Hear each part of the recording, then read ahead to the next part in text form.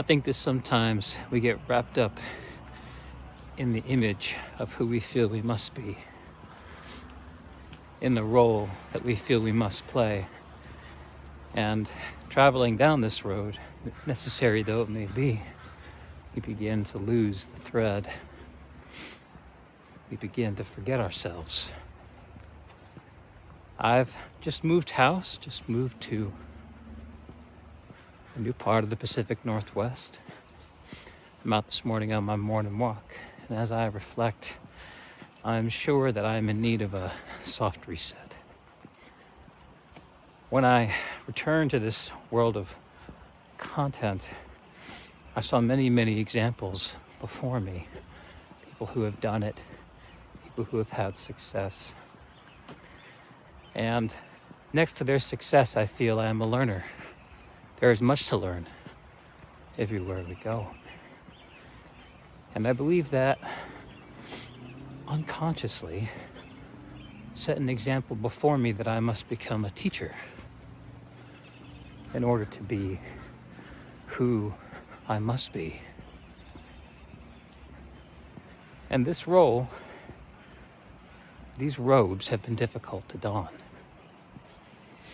I find myself not quite up to modeling the thing that I'm sure I have in my heart to share. These last few weeks moving,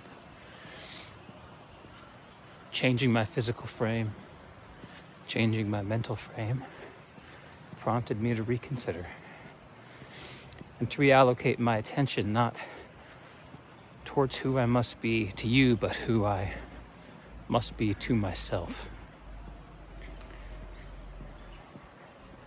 A while ago, I was sitting around the dinner table with some good friends of mine, and we were all chattering as we do, calling each other out on our various idiosyncrasies.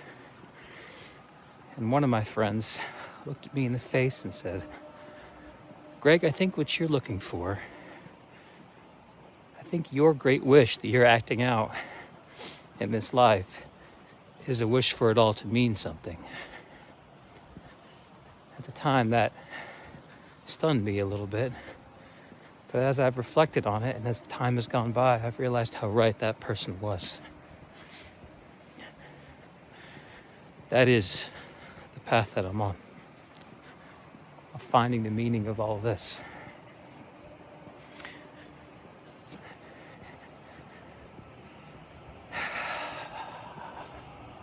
And it's a path that we don't have to walk alone.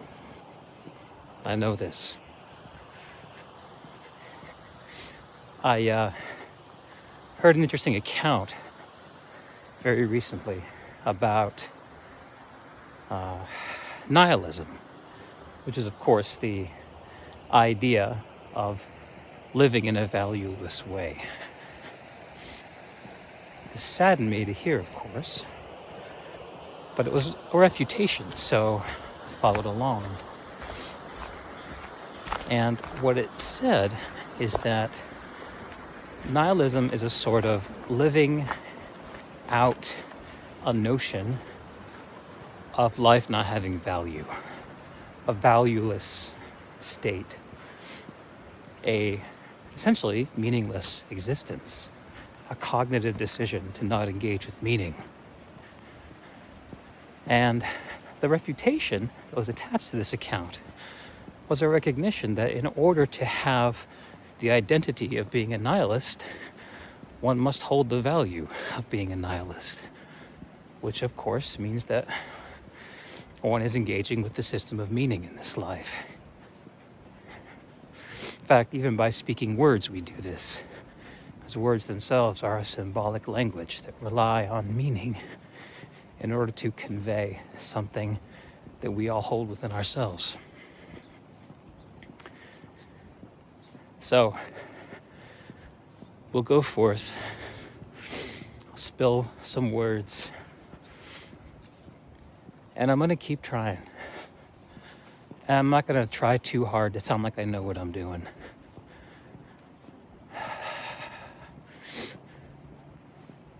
And we'll all just hope that it goes somewhere. that's the thought for this morning. Much love. God bless. And Godspeed.